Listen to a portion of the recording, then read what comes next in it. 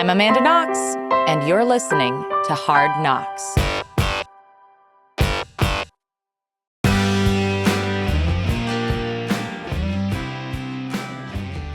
Today on Hard Knocks, I speak with Professor Nicholas Christakis, a physician, sociologist, professor at Yale University, and director of the Human Nature Lab. He conducts research on how social networks form and influence people's thoughts, feelings, and behaviors. He is the author of Connected, the Surprising Power of Social Networks and How They Shape Our Lives, and Blueprint, The Evolutionary Origins of a Good Society. In this conversation, we talk about how societies and social networks can be adaptive and resilient, how different kinds of relationships can lead to helping people endure hardship, and how we can move from periods of social isolation or personal isolation and bring ourselves back into the social fabric. So I hope you enjoy this conversation. It was a lot of fun.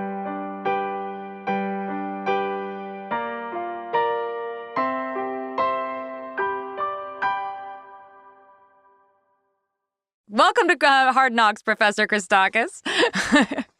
Call me Nicholas. All right, Nicholas. So we're going to talk today about the human superorganism, as I've heard you once call it. You study the anatomy and physiology of the human superorganism. So groups of people, organized groups of people. And I think that'll be really cool for our audience to hear how human connection and organization can help us to survive hardship. So what does your research and tell us about how the human superorganism deals with trauma? Well, before attempting an answer to that, and I'm not sure I have a good answer on trauma specifically, let me just sort of illustrate the point a bit more. And what you're highlighting is this idea of emergence, or how the whole can come to be greater than the sum of its parts. And one of my favorite metaphors for this idea is the variance of carbon. So as most of us learned in high school chemistry, there are different kinds of carbon. You can take carbon atoms and assemble them one way, and you get graphite, which is soft and dark. Or you take the same carbon atoms and assemble them another way, and you get diamond, which is hard and clear. And there are two key intellectual ideas there. First of all, these properties of softness and darkness and hardness and clearness are not properties of the carbon atoms. They're properties of the collection of carbon atoms. And second, which properties you get depends on how you connect the carbon atoms to each other. Take the same carbon atoms and connect them one way, you get one set of properties. Connect them another way, you get a completely different set of properties. Oh, so cool. It's the same with human groups. You can take a group of people and you connect them one way, and they are happy and kind and innovative and productive and healthy. Or you take the same people and connect them a different way, and they are unhappy and unkind and uninnovative and unproductive and unhealthy. So this notion of emergence, that there are properties, that the whole can come to be greater than the sum of its parts, that groups of people can have properties that are not solely within the individuals themselves. And we can see this with all kinds of mass phenomena, witch burnings, for example, right? No, any given individual might have had a lot of sympathy watching a witch being burned. But when everyone around them is watching a witch being burned, they're like, burn the witch, burn the witch. You get this sort of mob psychology. Mob psychology is distinct from individual psychology. Or when people are part of a mob, they do something called they de-individuate. They lose their sense of individual identity. They become part of this swirling mass, and they might behave in ways they might otherwise not behave, for evil or for good. And much of my work is focused on the good aspects of that. How did natural selection shape us as a species to live together in a way that allows us to transcend our individuality and be able to do things that we couldn't do alone. A simple example is a group of hunters hunting a mastodon. No individual hunter can kill the mastodon, but working together, communicating, cooperating, we can kill this big animal and then feed, an entire village, for example. But there are many much more complicated examples, especially in the modern world. So I would start by saying the superorganism idea is an idea that that just like an ant colony has properties and abilities that transcend individual ants, the human superorganism has properties and abilities that transcend individuals. For example, the ability to store information. No single human knows all of the knowledge acquired by all people ever at any time, but together we can work together to have this vast variety of abilities and knowledges that we share with each other. We're all taught calculus in high school, transmitted to us 400 years later after its discovery, because people have stored the information and spread it across time and space. Okay, so let's talk about some of that pro-social organization. Let's talk about the diamond version of our social structures. What does that look? What are the qualities of that kind of human social world? So first of all, it's very important to understand that at least at the outset, I wasn't making a value judgment about the benefits of graphite or diamond. The answer is it depends. If you want to write a love letter to your wife, a pencil is better. If you want to give her a gift, a diamond might be better, right? Sure. So it depends on the purpose, right? And it's the same a little bit with human social networks. So the kind of network organization that's optimal for the sharing of information, certain highly interconnected, certain structured in certain ways we can talk about if you're interested, network that is really good for valuable information to be shared rapidly, widely, and accurately, how you would organize people for the rapid, wide, and accurate transmission of information. That same network might be a real killer when it comes to a germ, because it would also rapidly transmit a germ. You would want a completely different network. For example, in the extremes, a network that's optimized for the transmission, for the minimization of an epidemic, would be everyone living like monks, atomistically, no one interacting with anyone else. But that's a terrible network for sharing information. You need people to interact with each other. So I can't give you like a specific answer to what network is best, because it depends what kind of social organization is best, because it depends on the purpose. However, I can tell you two things. First, that the structure matters, that how if you take 100 people and connect them in different ways, and there are many different ways you might be able to imagine how those 100 people are connected, many different patterns listeners can conjure in their mind's eye, different network structures. These images have now become commonplace in the last 25 years. I can tell you that it matters. I can tell you that which structure is optimal depends on what you're talking about. But I can also tell you that over the course of our evolution, natural selection has looked at the costs and benefits of different structures and endowed us with the capacity to make networks that do have certain overarching principles. For example, reciprocity, like people you like tend to like you back. That's not always the case. About 40% of the time, when people say, if you ask me who my friends are and I list 10 friends, probably 4 of those 10 would also say I am their friend when they were asked. Okay? So it's much bigger than chance, but it's not 100%. So that's a reciprocity parameter. That's about 40% in human populations, 20 to 40%. Interesting.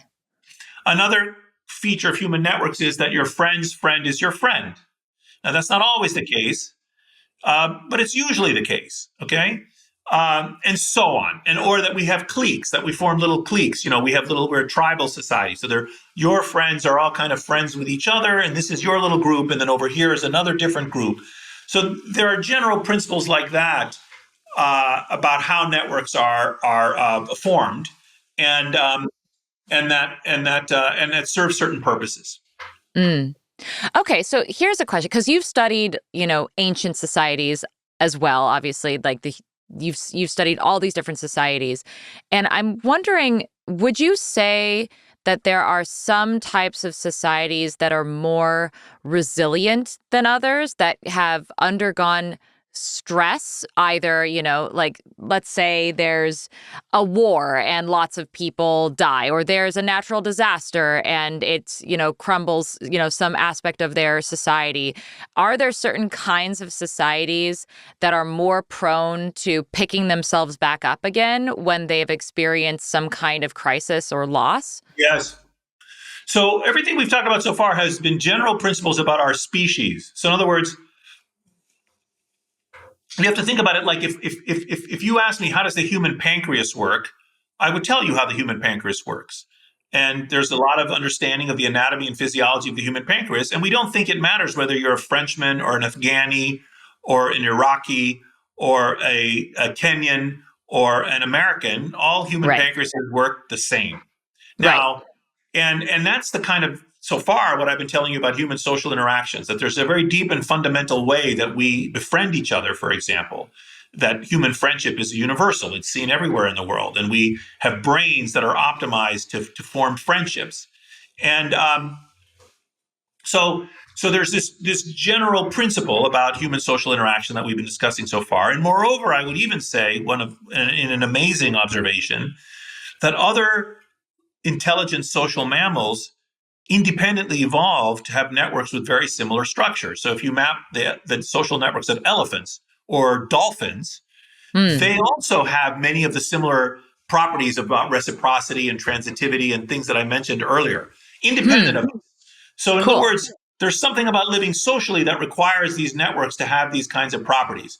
So that's the general underlying, like the way the pancreas works the world over. However, if you grow up in a time of famine, or you grow up in an environment where there's a lot of fatty and sugary, highly processed food, then the pancreas might, on average, function a little differently, right? The modern American pancreases, in an environment that's filled with all kinds of unnaturally appealing foodstuffs, probably are manifesting themselves differently than the pancreases of our ancestors from 10,000 years ago in a much more hardscrabble environment. And so in this regard, there are ways in which the patterns of social organization can vary from place to place in response to the kind of trauma that you alluded to. For example, a natural disaster. And there's a very interesting set of books about social organization in the wake of a disaster.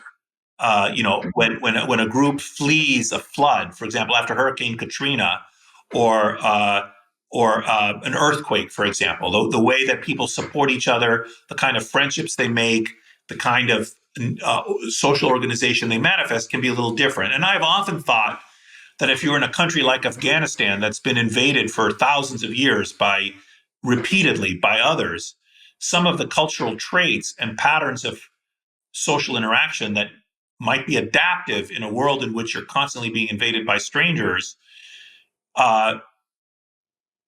would be seen by outsiders as maladaptive, as nuts. But they make sense in that environment. Did I answer your question? I'm not sure I answered it. Well, I was just curious. So I had asked if you knew of any societies or societal structures that were adaptive to stress. So, and again, you're sort of saying, well, it depends on the situation. It depends on what kind of stress. It depends on what their context is. So, for instance, I could imagine. Yeah. I could imagine putting a population under stress of different kinds, and in one situation, the optimal response is separate from each other. And in another situation, I can imagine the optimal response is form a tightly knit group. So it would be difficult for me to give you a kind of, summary answer. This is the way stressed societies, for example, a society like when the pandemic struck us, like during times of plague, in the Bible, we should all stick to our own tents, right? There's some wisdom in the Bible that says, when there's a plague around, stay in your own tent. Don't interact with anyone else because you're going to get infected. But, if you're invaded by a foreign army, that's probably not a good strategy to be on your own. Probably you want to get organized. So it depends. I wonder, though, is there something universal about the post-traumatic part of it. So whatever the crisis is, be it a pandemic, a plague, or a war, or an invading thing, there has been some loss. But now that the actual stress or crisis is over, are there any universal principles of like how societies reconfigure themselves after they have experienced the loss that comes from a crisis? I I don't know the answer to that. I don't know if I can give you a good answer to that, but I guess I could return to one of the basic principles that animates my interest in this topic, and it's a bit woo woo almost. It's a little Okay, bit. let's go. Let's It's go. a little, I'll start with a bit of a tangential analogy. So one of my favorite TED Talks was by a very short TED Talk by this guy talking about Japanese street maps. Okay. And so what the argument he made is that, like, in our country, in the United States, all the streets have names. And the houses are ordered in the sequence in which you encounter them from one end of the street to the other end of the street. And if I asked you, well, what about the spaces between the streets? You would say, what are you talking about, the spaces between the streets? We don't have any names for those. Those are the blocks, and they're irrelevant to our understanding of navigation on through a city or through a township or whatever. But apparently in Japan, actually it's the blocks that have names, and the houses are numbered in the order in which they were built on the blocks. And if you ask a Japanese person, well, what about the spaces between the blocks? They'll say, what are you talking about? Those don't have names. Those are just the spaces between the blocks. There's no, relevance to that. So it depends on your perspective. What is the real thing and what is the interstitial thing depends on your perspective. And the reason I bring up this analogy is that most people, when they think about social networks, think that the key entities in the networks are us, our physical bodies, they're you and me. And the things between us are these invisible friendships, right? You can't really see these ties, that they're just these connections that exist between people. But after studying this for 25 years, I had this crazy idea that actually what's real is those social connections, that our bodies come and go. Human beings are born and die. They immigrate, they emigrate, they move around. But the networks have a kind of enduring reality. This immaterial thing, this thing you cannot see, these social connections, maybe those networks are the real thing. And we just are born, we occupy a position within the network, and then we die and we leave, and someone else takes the place in this network. And so the object of our inquiry, you see, could actually be those networks. And in some sense, those networks shape our identity and transcend our individual selves. So in answer to your question, I think now I forgot why this was the answer to your question. What did you ask? Well, it sounds I'm following you because what it sounds like what you're saying is that the individual losses of any like human beings in some kind of crisis doesn't necessarily shake the social fabric, which is this immaterial thing that can survive a crisis in a way that like a physical, body couldn't. And it sounds to me like then what you might argue is that the real crisis that one could face is somehow finding yourself removed from the social fabric. That would be like a disintegration of the social fabric would be the crisis. And do you study how that happens? So I need to clarify a couple of things. First of all, if you wipe out a population, like, for example, the way smallpox, when introduced amongst Native Americans, in some cases killed 96% of the population, literally. Oh my God. Almost everyone was killed within 10 or 20 years. When you kill everybody, or when, Genghis Khan rode down from the steppes and he would just, execute all the men. The women were often spared and enslaved, but all, the men and many of the women were just slaughtered. Obviously you can destroy a complete, civilization. Now, what's interesting is that the networks, the social networks, of the destroyed population and any succeeding populations often obey the same fundamental principles. So on the one hand, the actual network that you observed in that situation, of course, can be destroyed if you kill all the people at one Sure. time. But there's still some kind of underlying reality of the network. Like even if you kill everyone in France, the pancreases in Germany still work the same. We still have pancreases and they're still working the same. It's just that, the French pancreases are gone now or whatever, to pick up our earlier point. But so once again, I have now fallen off. I've gone on a tangent. You asked about the enduring I was reality. talking about I was talking about the social fabric, and if there's potentially the crisis would be a disintegration of the social fabric as opposed to just the individual humans themselves. Yes. So I think that. So I do think. I think that can happen. Of course, I think that you can, destroy a social fabric, and that this can be, very difficult to recover from. But I had an example that I was going to give of that, but now my mind has flashed to another example, which is in East Germany, the Stasi. A secret police can be a very devastating cultural feature for social networks, because if you suddenly are worried that all of your friends are informants, something like 50% of the people in East Germany were informing on their families and their friends. It's astonishing. Then you have a complete breakdown in trust in society. You can't have anyone, you're afraid to befriend or confide in or get the benefits of friendship because because of this institution that is, that is corroding, the social fabric. So yes, I do think there are ways to attack and destroy a particular instance of a social fabric, even though I think the social fabric in general is imprinted in our DNA and will remanifest itself in some other way in the future.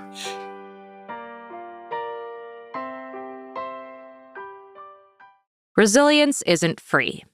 I mean, technically it is, but ad-free resilience? That's a few bucks a month.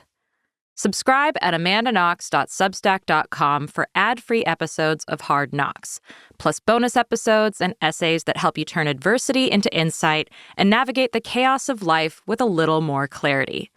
Because sometimes all you need is a little insight and someone who's already face-planted in the mud to talk you through it.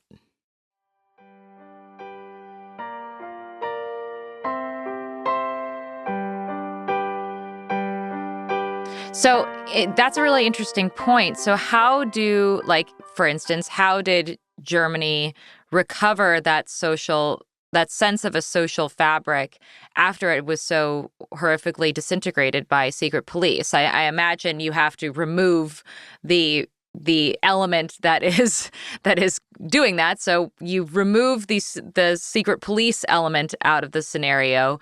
How does society then recover that sense of a social cohesion? I think it can take a while. So, if and when the Taliban falls, it'll take a long time for Afghanistan to recover. Same in Iran. If and when the Ayatollahs, who are very unpopular, the Ayatollahs, probably 10 or 20% of the population supports them. If and when they fall, it'll take a while. And same in other kinds of situations. After when the reunification of Germany, it took a while. First step, of course, is to remove completely that force. The secret police needs to be eliminated, but Right. then it will take a while, and it depends as well on the specifics of the recovery. If you have a Nelson Mandela figure, you get a smoother transition than if you lack such a figure. And it can take some time for these habits, which had arisen in the society to cope with this stress, to be transcended. But they can be, and they usually are in the end. We see societies recover from all kinds of horrors. And is that why you are so optimistic about the human organism? Because we tend to, if you just give the human organism enough time, we tend to become pro-social again? Is that? Well, I wrestle with my optimism. So we were talking about this before we started. I am characterologically optimistic. I like to think good of other people and good of events. And I like to think that the arc of our evolutionary history is long, but it bends towards goodness. And I like to think that we are a magnificent species. I'm astonished by us, that we have these amazing qualities. We don't just have sex with each other. We love each other. That's a really interesting thing that people take for granted. We could just have sex, but we don't. We form deep emotional attachments to the people that we are reproducing with. Usually, not always. We befriend each other. People take this for granted. Listeners take this for granted. We are not unusual as a species in that we have sex with each other. Many organisms do that, obviously. But we do something that's really weird in the animal kingdom. We form long-term, non-reproductive unions with unrelated conspecifics. Namely, we have friends. Everyone listening to this takes for granted that they and others have friends. But actually, it's very rare in the animal kingdom. We do it. Certain other primates do it. Elephants do it. Certain cetacean species do it. So we love each other. We befriend each other. We cooperate with each other. We act in this very altruistic sense. We have a sense of surrendering ourselves to the greater good. We sometimes this is for evil purposes. When those North Korean military parades where everyone is marching in lockstep, that's a totalitarian manifestation of this ability to fuse with a collective.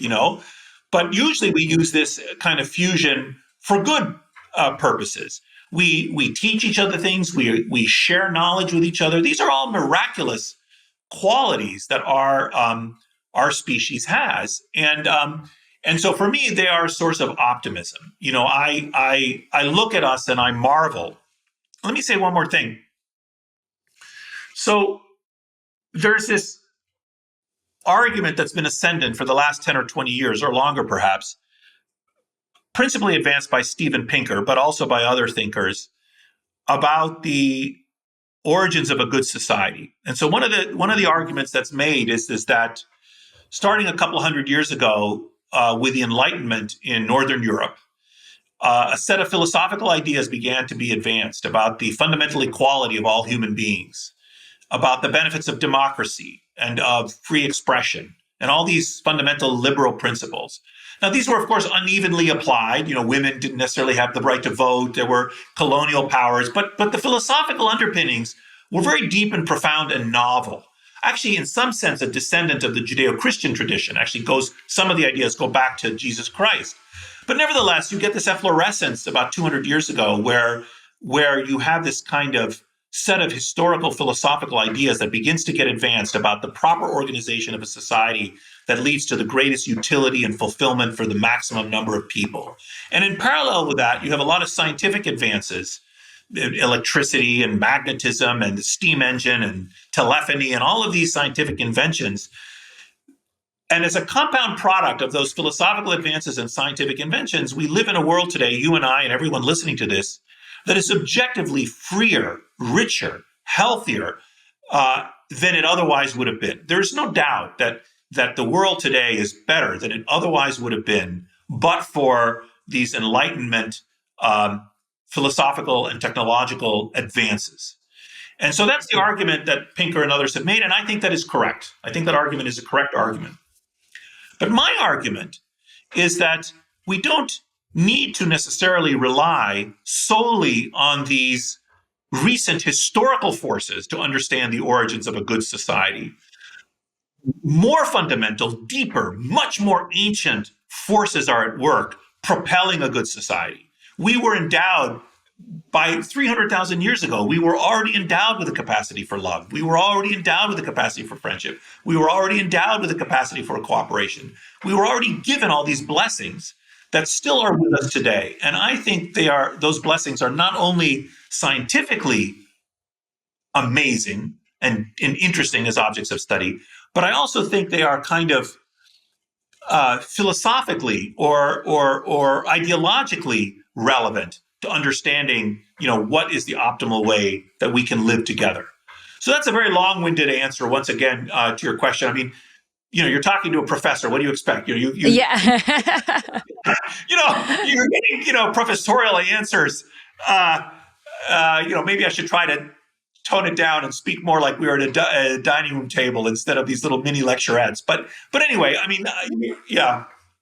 Yeah, so that brings up two questions for me, and I think I'm going to go one direction first before I go the other. It's a question about a myth about friendship and about relationships in general, and I wonder if this is something that that carries over or that you see in your research. But have you ever heard of the 7-year itch?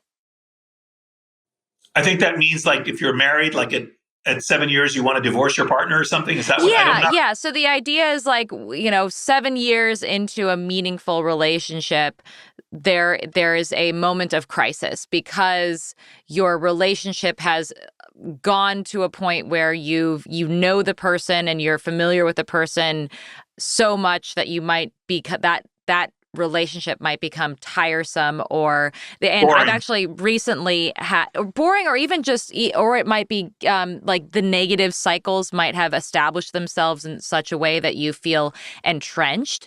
And I've heard people say the same thing about friendships. You mentioned that our species is prone to long-term friendships, but I've also heard as and experience as I've become an adult, like I've read articles about how there's like a crisis of friendship and how when you're an adult, especially after you have children, like there's this kind of isolation that happens because you're just so focused on your individual, family that your like the ability to maintain adult relationships becomes very difficult. And so I just personally have like talked with friends of mine, and I have friends from, all different, I have the benefit of having lots of friends in different age groups, so I can talk to them about like how they've experienced friendship over time.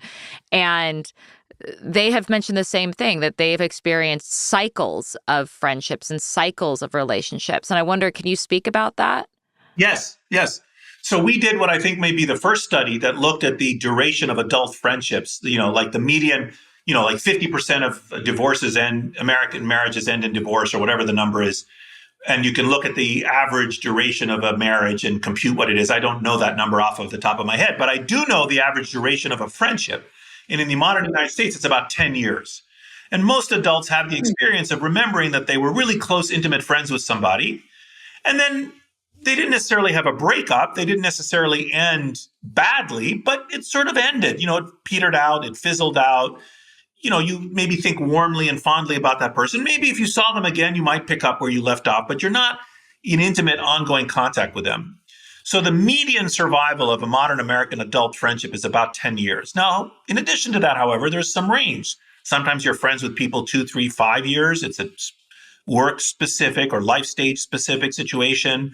You're really intimate friends with the parents of your infant children's friends' parents, but then you move and those friendships go away. Other times they're lifelong friendships. I have 2 lifelong friends, from when I was 10 or 11, a man I met in Greece who's now my age, in his 60s, but I've known him for half a century now. And we just pick up where we left off. I go to Greece and I visit him and we tease each other in very jejune ways. And, but there's a kind of intimacy and trust there. I've known this guy my entire life, So, and I have another friend from high school who actually introduced me to my wife, and he's been a lifelong friend. And, there are those kinds of friendships as well. But you're absolutely right to highlight that friendships can have a natural evolution. And you don't necessarily need to think ill of yourself if a friendship ends. I think it just ends. And it doesn't mean you're a bad person. It doesn't mean it was a bad friendship. They just end. Now, romantic relationships is again complicated. Even if you look at marriages, and they're not institutional marriages the same way that the Hadza hunter-gatherers have. The Hadza, some marry for life. I forgot the number, like 30% or 40%. This number is known, like how many Hadza marriages, exclusive sexual interactions, and where everyone sees these people as a couple, are lifelong. And it's a third or some number approximately that. But the Hadza will have a partner and reproduce with that person for, 10, 20, some odd years, and then they will have another partner. And so there's a kind of natural thing. But we as a species tend to be monogamous, one partner at a time. And tend to have lifelong romantic attachments, but not always. And it also doesn't mean we are always faithful to our partners. I mean, there's a lot of variation and heterogeneity. We're talking about sort of general principles here. We're not like like wolves. We don't reproduce like wolves or like gorillas. We don't just take them and leave them and stuff. That's not how we humans organize our romantic lives, because that's not how we evolved. Right. And in terms of and it seems like, what are the factors that lead to there being a kind of life cycle? Like, why is it 10 years? Is it just because there are certain like milestones in people's lives where there are shifts that happen every 10 years or so that would lead to a restructuring of your social interactions? I'm sure it's all those things, Amanda. I'm sure it's, I haven't thought about that actually. I'm sure that some of it is just, especially in American society where we're very itinerant, like in many European or other traditional societies, people live in the same city their whole lives. So it's much easier. We move, that's why mortgages have a 723, kind of structure where you get the fixed rate for 7 years, because actually I think the average tenure in an American house is like 7 years or something, because we move around. In our society. The 7-year itch for a house too. Huh? Yeah. I think, so part of it is that, part of it is boredom, part of it is life stage specific, you make friends with your children's friends' parents and so on. I mean, I think there's a lot going on there, and I'm sure there are a heterogeneous set of explanations. And also, it's not like all friendships end in 10 years. Like we said, there's some last forever. My wife has 3 close friends from her childhood. 2, unfortunately, have died from chronic illnesses, but one is still alive and is still her friend, again, half a century later, just like in my example. So, there's also death is another thing that will limit friendships. So, yeah. Here's a question, and it's something that I'm sort of wrapping my mind around, is, first of all, can you talk about the difference between what is a weak tie versus a strong tie in social interactions? So that has that wording has entered. It's amazing. Has sort of entered our social parlance and everyday language. Now everyone speaks about strong ties and weak ties. It has as its origin a classic paper that was published in the 1970s, which defined it in a very specific way, and now most people would call it something called the overlap parameter. So a strong tie is a tie in which let's say you and I are friends. If we had 1 or 2 or 3 or 4 or 5 or 6 friends in common, the more friends we had in common, the stronger the tie between us would be. I see. A weak tie would be I am your friend and we have no friends in common, or 1 friend in common, for example. So it's the number of shared friends makes the tie stronger. And it turns out that certain kinds of things are made easier or abetted by weak ties. For example, the classic example is finding a new job. So when you lose your job, you're more likely to find a new job from someone who's a weak tie to you. Because a person who's a strong tie to you, you have all the same friends. You both work at the same firm. That's why you know everyone else in common. And that's too strong a tie for there to be any novelty in your relationship. Like if you and I, like to my knowledge, you and I have let's say you and I become good friends or friends. Sure. Okay, which would be nice. To my knowledge, we don't have any friends. To my knowledge, we don't have any friends in common right now. So the friendship between you and me would actually be very, very, very useful to me and to you, because each of us would be a source of non-redundant information for the other party, right? Like you don't know too many 60-year-old professors, and I don't know too many 40-year-old charismatic podcasters, but but now we would each bring something to the table.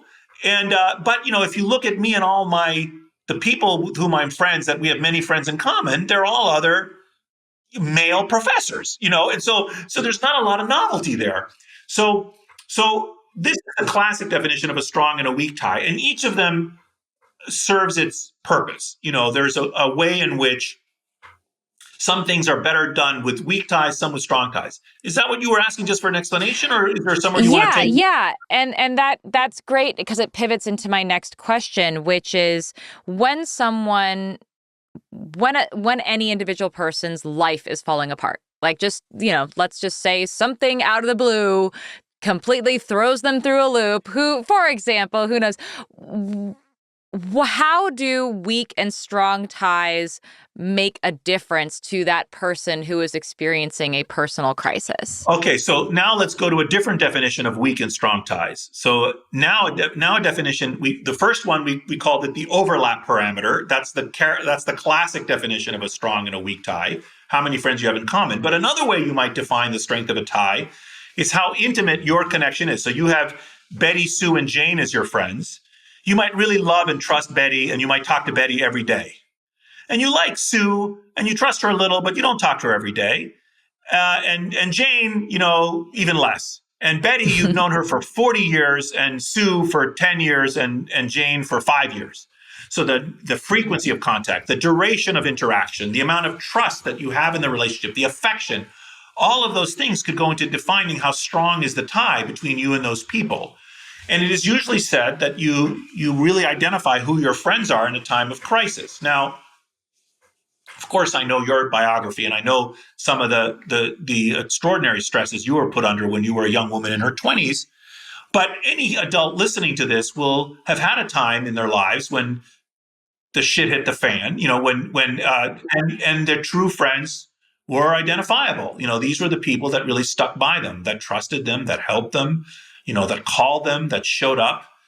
When my parents got divorced, I was 16 or 17. There was an old family friend from Greece that flew in, dropped what she was doing, and flew in and moved into our household to really help my mother. And it was like, for us children, it was like a saintly figure had appeared in our lives, like an apparition. I still remember this woman's intervention in our family and how helpful it was. So you really, who your friends are, when you face a test of one kind or another. These are the people that actually pay a price of their own in order to be helpful to you, actually do things that are emotionally or practically useful to you. That's a different kind of strong tie, right? Like you might use the same word, strong and weak tie, but formally the original strong and weak was this overlap parameter. But now we're talking about a level of intimacy or trust and affection with your best friend. And by the way, most people have one or two best friends. That's also a cultural universal. Like if you, and that hasn't been affected by the invention of the internet. It's not like the invention of Facebook made it possible for us to have, 20 best friends. No, most adults, if you talk to them, say, yeah, this guy and this guy are my best friends. And there's a really deep understanding of what that role is. And even just when I say the words, most listeners are like, in their mind, they're relaxing, their heart rate's going down, they're thinking about their best friend. It's like a meaningful, very meaningful relationship. And that's basically a cultural universal, like every culture. And I discuss this in my book, Blueprint, where I talk about the evolutionary origins of friendship. And I talk about studies that have looked around, 600 different cultures around the world. This is basically seen everywhere. People have best friends, one or two. Now, as they get older, certain points in your life, you might not have a best friend. You move into a new city, something has happened. Your previous best friend has died. You've gotten older, and everyone is dying. Not everybody, and about 8% of Americans won't have a best friend. They're very lonely. Oh yeah. Do you think that people in a crisis are prone to socialization or isolation?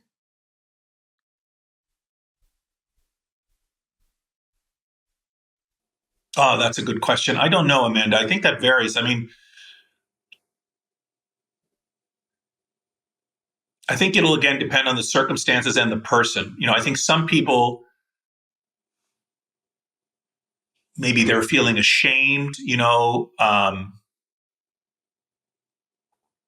they're arrested for some minor crime, or they were raped, or they cheated on an exam, or they did something shameful and they don't want their friends to even try to provide them solace. Other people, or they're divorced, their partner left them or something.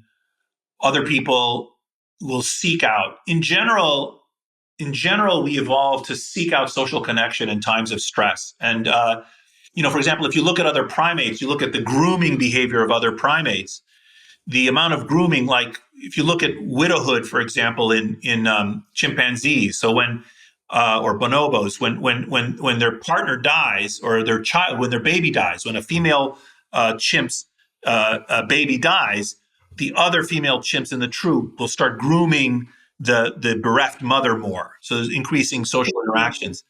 So I think, it's our natural tendency when we are under stress for others to try to help us and for us to seek that help. But I do grant that there may be also circumstances or people who do feel differently than the typical.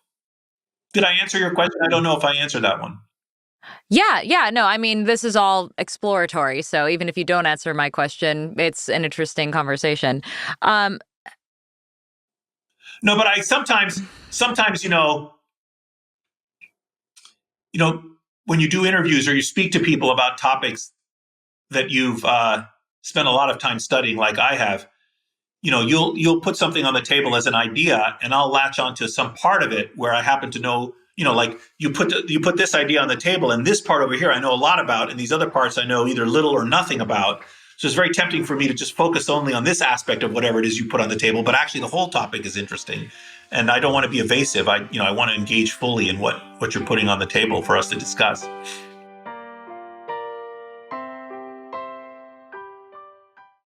This isn't therapy, but it might help you live better. On Hard Knocks, we ask, how do you move forward when life sideswipes you? How do you find meaning in the mess? If you're into those kinds of questions and want ad-free episodes, extra content, and essays to dig deeper, subscribe at amandaknox.substack.com.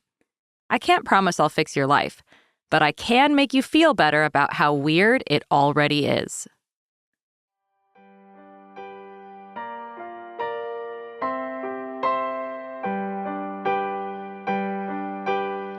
Oh, yeah, totally. I mean, I'm just thinking in terms of, I'm just looking back at my own life and the people who have been a part of this journey that I have been on. It's had, a huge impact in my ability to relate to other people.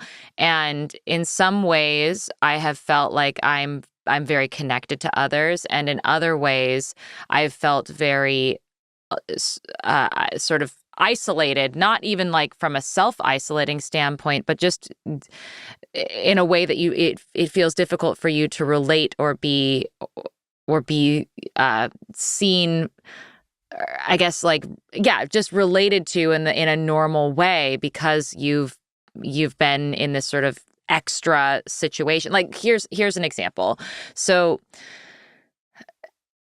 crisis, right? A lot of people come to my aid because, they don't even have a weak tie to me. Even like some of them are just people who heard about it and so there, I guess the weak tie of it would be they heard about it, and they're people who empathize and care even with people who they don't have a direct relationship with. So that happened, and then I'm out of the crisis, and then how do I have a relationship with people who have who went out of their way to help, even though I don't know them, And I think that's a really interesting scenario where our relationships change, and there's a different impetus for that relationship to exist depending on the individual circumstances. And so, I don't know. I mean, I know that I have gone through a very extreme version of how a crisis will change the way that I am positioned in a social fabric. Like the one way that I put it when I describe even just what my family went through is that overnight, everyone in my direct social network, their priorities, their like personal priorities took a second, like a back seat to the project, like the collective project of Save Amanda. And I think it's interesting to then on the once that project has been fulfilled, once Amanda has been saved, how do we then reintegrate our social fabric back to its like normal baseline level, and what does that feel like? And I wondered, like, do you have any thoughts about that kind of phenomenon? Well,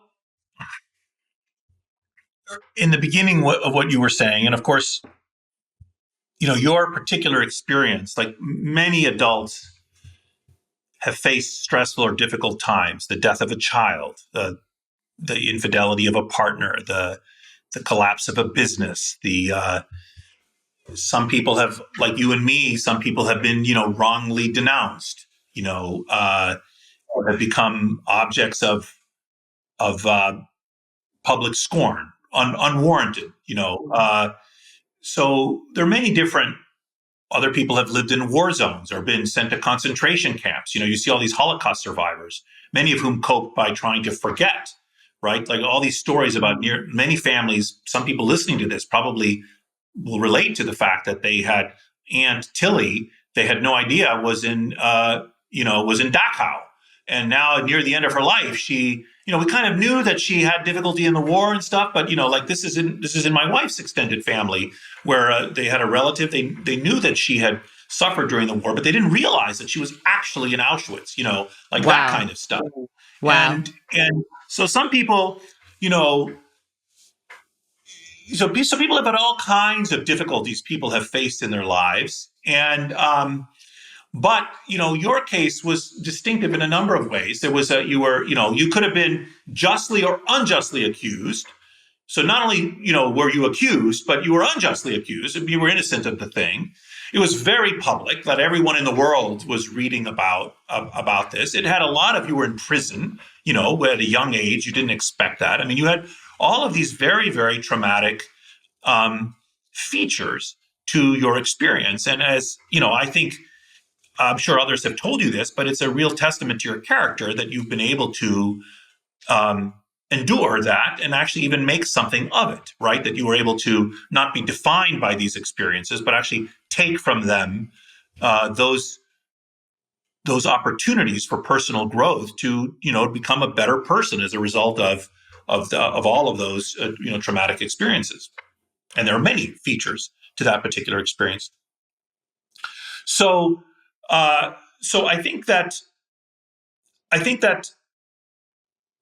in your particular case, you didn't have the opportunity to privately make these decisions. Like everyone is aware, and so it's not like you can have a private reckoning with your friends. As you said, there are all these strangers who came to your aid. Like what is it that what do you owe them, if anything? I mean, I think you owe them something, gratitude for sure, and but it's not like you're Brad Pitt or something, or Harrison Ford, and at least you can move through the world and aren't often recognized. But those people, do they have to be nice to every person? That must be a heavy burden. All these people recognize you. You're moving through the world, and everyone expects you to like I recognize you, so you should know who I am. But Harrison Ford has no idea who I am, and nor should he.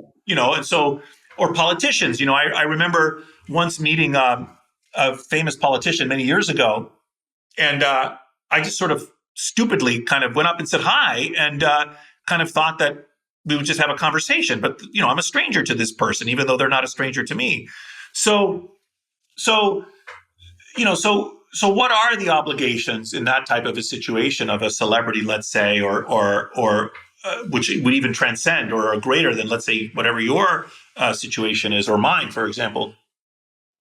So there's that feature. There's the, you also mentioned like the Save Amanda group. I think I think that the Save Amanda group should rightly be proud of its achievement in saving Amanda, but I don't think the Save Amanda group needs to remain as a group for the rest of eternity.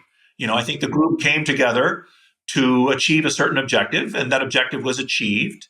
And some of those people, and then ideally, I think you return to normal. And this is a little bit like the concentration camp survivors, like those people who survived the camp. They wanted then to have a normal life, to have a spouse and children and a job and be connected to a place. And they did not want the rest of their lives. The only important thing, I think the extreme of you forget about it completely is also unhealthy.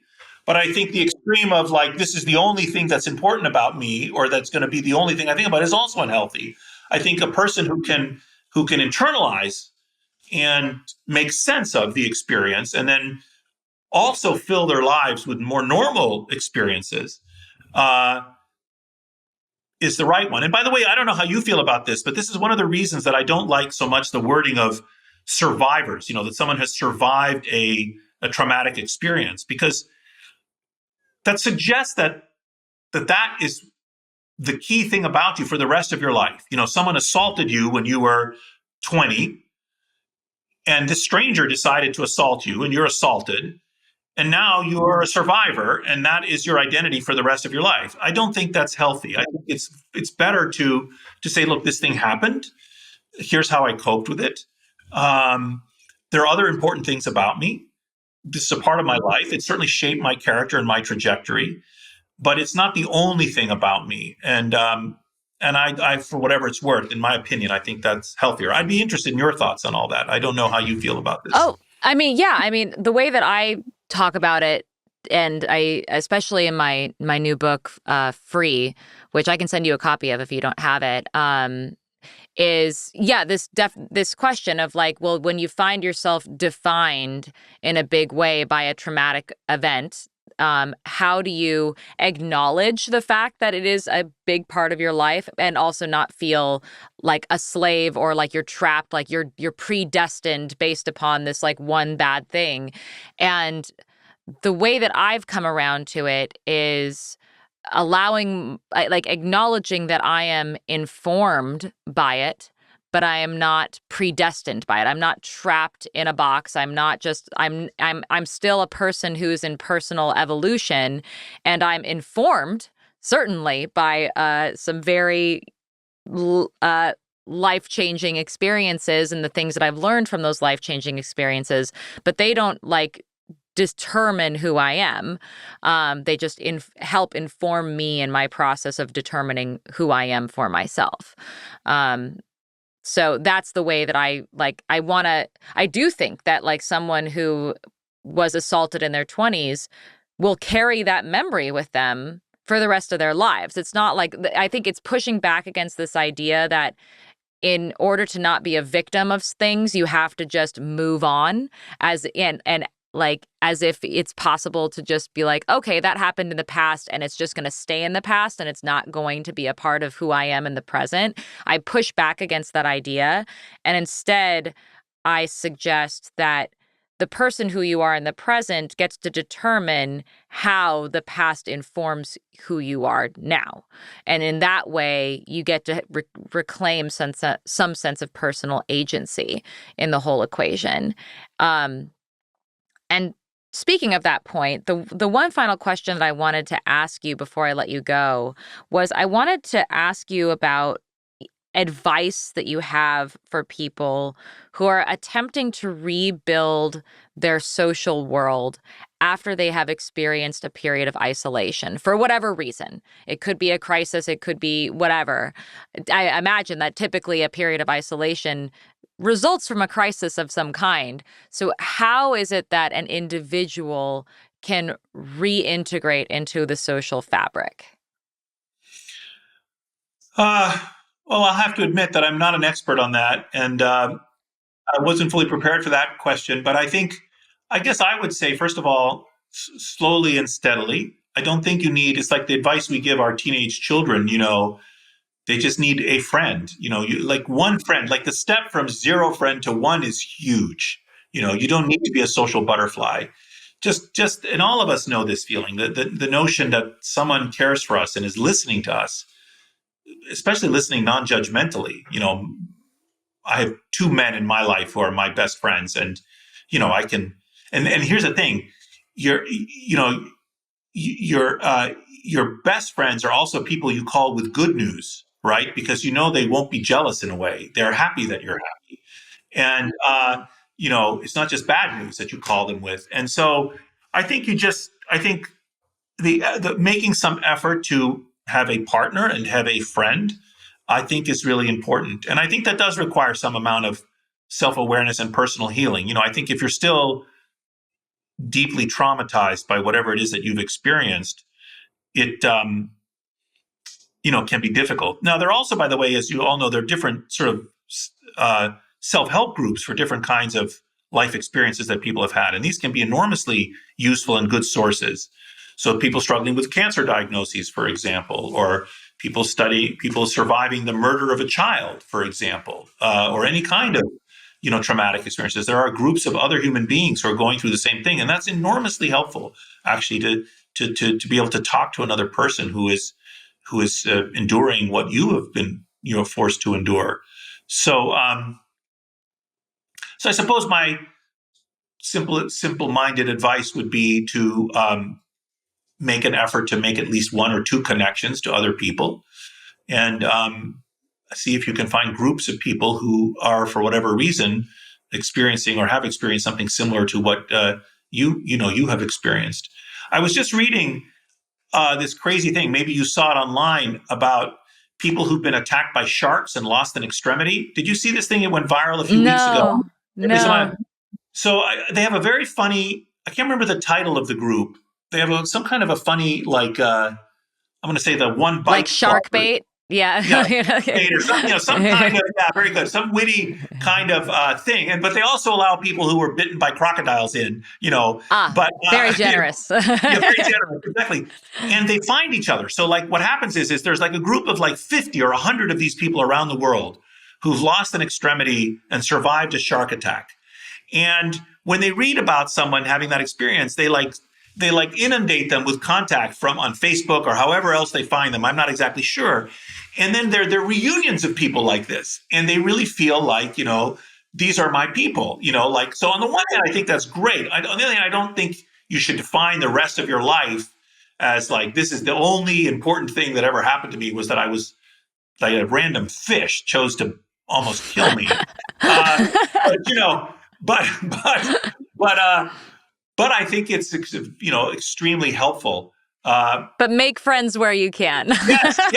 And it was a wonderful story. I don't know where I read it about these people getting together and talking about what it was like and the initial adrenaline rush and the various phases of the recovery. What happens when all the media glare. And there's also a subset of people who survived the attack, but someone with them did not survive the attack. Which is another survivor guilt thing. I mean, there's lots going on in these types of situations, that add special wrinkles to the experience. You mentioned one thing that, tell me if I need to wrap up and you need to get going, but you did mention one thing that I was curious about, which is your best friends are the people that you can go to with good news and with bad news.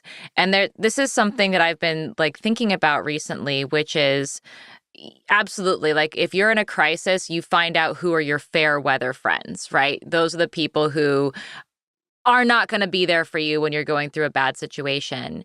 But there are also friends who are kind of there for you when you're in a bad place, but are not there for you when you're in a good place. And what's up with that? And why is that a part of the social fabric? Because I also think it's much, if you think about the Greek tragedies, they built these amphitheaters, and then the human beings would sit up in the amphitheaters and look down at the actors as if they were gods looking at these suffering humans, right? There's a kind of distance that, it's kind of a safe distance where, I can feel good that I'm helping you while you're suffering, but also you're suffering, not me, so there's kind of pleasant. It's quite another to transcend your jealousy. You come to me with really happy news about some incredible, wonderful event that has happened. The people that can actually enjoy your happiness vicariously are very few. My wife takes great pride in when I'm happy. My best friends, two of them, take great pride in when I'm happy. I'm not sure anyone else in the world gives a damn about whether I am happy or not, or would derive satisfaction from my happens, right? Yeah. So I think it's your closest friends. I think that a very good heuristic for who really are your closest friends are who would you call when you won the lottery, when you had some unexpected good news. You were previously in a group of women who were struggling with fertility, and now miraculously you unexpectedly you got pregnant. Are those women still going to be there, like really happy for you, or are those women not going to be happy for you anymore? Right? So. How do we cultivate friendships like that, where we, like, through thick and thin, we have this friendship that we can. First thing we have to do is be those kinds of friends ourselves, right? Yeah. Good call. Good call. Well, thank you so much, Nicholas. It's been such a pleasure. Where can people follow you and find out more about what you're doing? My lab is www.humannaturelab.net. A lot of our scientific papers are there, and some videos about the work we're doing around the world of different kinds. And I'm on Bluesky at NA Christakis. And those are those are my public outreach. I'm no longer using Twitter, I have to say, so I can't easily be found there anymore. Got it. All right. Well, thank you so much.